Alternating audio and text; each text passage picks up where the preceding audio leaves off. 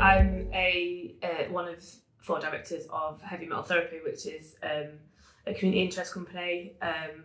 We're sort of online, so we kind of are national and indeed international, but most of us are kind of based up north, kind of Yorkshire, Sheffield, Wakefield, Huddersfield, and we specialise really in kind of the mental health and wellbeing benefits of engagement with extreme music. So we support people to share recovery stories. We work with people with lived experience of mental health challenges to kind of think about like the wellbeing benefits of music. We build resources, like community resources, and we do a lot of stuff on like online social media engagement, that kind of thing. For the love of metal. So basically, we're all, like all of us who kind of founded it are enthusiasts of heavy metal, and I think there's this kind of narrative amongst metal fans that heavy metal music can be quite helpful for wellbeing. So that's something I suppose that we always believed and thought it was a good thing to kind of promote. So we wanted to kind of bring all that stuff together really into one space, and kind of the more people that we spoke to, the more we kind of realised, you know, this is definitely a thing. It's good to have a space for people who are, you know, perhaps vulnerable to mental health challenges. So it's really, and you know, it's all kind of done for free off our own backs, because we do it for kind of the love of the music, the scene, and the people that are in it really. In some ways, we don't really kind of isolate things into little projects, but we have recently kind of built this collection of kind of experiences that people shared around inclusivity in gigs and, you know, concert type spaces. So like perspectives from people with like disabilities, neurodiversity, mental health stuff, trauma, and really it's all about how kind of venues, bands can support people who are coming with additional challenges to have like a more positive experience at gigs.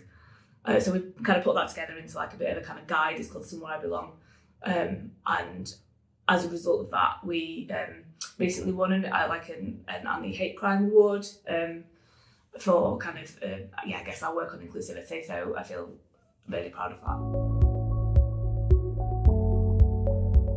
So I thought about this, and there's loads, and I had a look at the list and was like, wow, okay, there's a lot going on in Wakefield, more than I realised. Heavy metal therapy would not exist if it weren't for the Hearing Voices movement. So I guess my background and the background of some of the directors is in as mental health professionals, working in something called the recovery movement, which really is about people with lived experience sharing stories of recovery and supporting each other in kind of a peer support way. I learnt that from the Hearing Voices movement.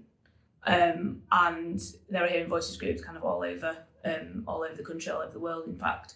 But I would like to celebrate the Denell Centre, which is a disability sports centre, because they do great work, but partly because they have supported our Hearing Voices group in Wakefield for a long time. It's inevitable that engagement with music kind of costs money, or for a lot of people it does. So I suppose we feel a bit challenged by the fact that you know, music and the music industry is commercial. So often, you know, people might talk about like going to concerts, for example. We had this a lot in lockdown. People were talking about like missing going to concerts, and I think we'll probably have a similar thing, but with like being able to afford to do stuff like that. So we've tried really, really hard to make, other than having access to the internet, which I suppose does cost money on some level, but most people do have access to the internet, or a lot of people do. Pretty much everything else in our online space is free, so all of our resources are, everything's free to download or to access on the internet. So we hope to kind of create those kind of spaces that are like lower cost, I guess, in the context of what's probably going to be quite a difficult time for people. Probably depends what kind of an organisation they are, but I am really interested in like engagement with social media. So we've done a lot of engagement with social media, and that's part of the way that we seem to be able to kind of share things and get you know, the news out there about what we're doing. But it's kind of a bit of a mixed blessing, I think, and I know there's some ideas that maybe social media might not be great for mental health, for example. So yeah, I'd quite like to ask about what people think about using social media as a kind of tool for change. Is it a good thing? Is it a bad thing? Or how can it be harnessed for good? Because we're online, we encourage as many people as possible to visit us on socials or our website, which is heavymetaltherapy.co.uk, or at heavymetaltherapy on most social media. If you know somebody that likes metal, please tell them about us. Or if you like metal yourself, I've discovered there are metal people everywhere, hidden everywhere, sometimes in plain sight. So really, for the most part, it's about spreading the word. Come and check us out if you want to submit a story or a blog or whatever. Please come and let us know.